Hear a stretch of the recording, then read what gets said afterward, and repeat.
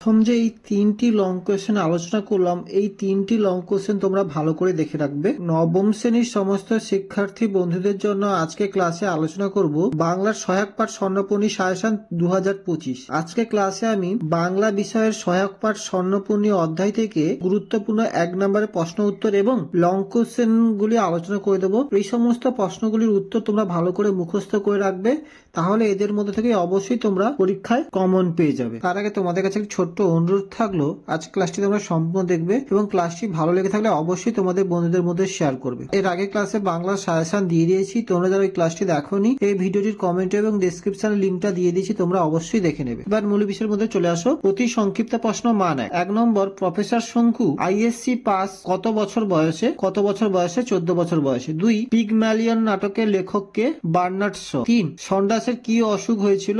যকৃতে cancer. 4 কোন প্রাচীন শাস্ত্রে স্বর্ণপূর্ণির উল্লেখ পাওয়া যায়? চরক সংহিতা। 5 সন্ডাসের জন্ম কোথায়? ভারতের পুনা শহরে। 6 পাওয়ার ম্যাট বলে কাকে ইঙ্গিত করা হয়েছে? হিটলারকে। 7 জার্মানির গুপ্ত পুলিশ বাহিনীর নাম কি?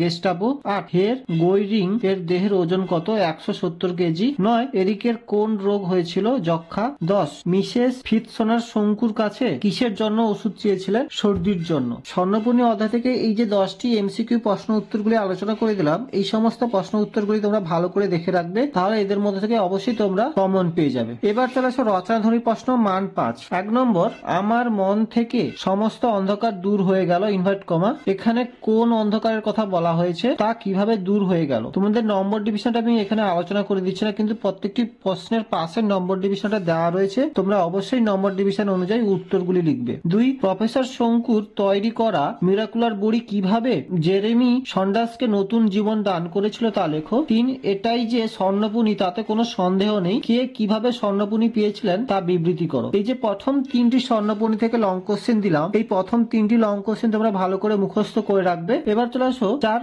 বাবার এই কথাগুলি আমার গভীরভাবে রেখাপাত করেছিল ইনভার্ট কমা বক্তার বাবাকে, এখানে কোন কথাগুলির কথা বলা হয়েছে? 5 আমি তো মৃত্যুকে বরণ করে নিয়েছিলাম, কারণ বেঁচে থেকে আমার কোনো লাভ নেই ইনভার্ট কমা বক্তাকে তার এই মন্তব্যের কারণ কি? একই সঙ্গে শঙ্কু এক্ষেত্রে তাকে কিভাবে সাহায্য করেছিলেন? তোমাদের বাংলা বিষয়ের সহায়ক পাঠ স্বর্ণপূর্ণি অধ্যায় থেকে গুরুত্বপূর্ণ অতি সংক্ষিপ্ত প্রশ্ন উত্তর এবং লং কোশ্চেন বা রচনাধর্মী প্রশ্নগুলি আলোচনা করে দিলাম। এই সমস্ত প্রশ্ন উত্তরগুলি তোমরা ভালো করে মুখস্থ করে রাখবে, তাহলে এদের মধ্যে থেকে নবম শ্রেণীর থার্ড সামেটিভ বা ফাইনাল পরীক্ষায় তোমরা অবশ্যই কমন পেয়ে যাবে। আজকে ক্লাসটি এখানেই শেষ করলাম। ক্লাসটি কেমন লাগলো অবশ্যই একটা লাইক এবং কমেন্ট করে জানিও, আর ক্লাসটি যদি ভালো লেগে থাকে অবশ্যই তোমাদের বন্ধুদের মধ্যে শেয়ার করো। আর তোমরা যারা এখনো পর্যন্ত আমাদের শিক্ষাঙ্গন ইউটিউব চ্যানেলটিকে সাবস্ক্রাইব করোনি, তোমাদের কাছে ছোট্ট অনুরোধ থাকলো, আমাদের এই চ্যানেলটিকে সাবস্ক্রাইব করে পাশে থেকো তোমরা সবাই।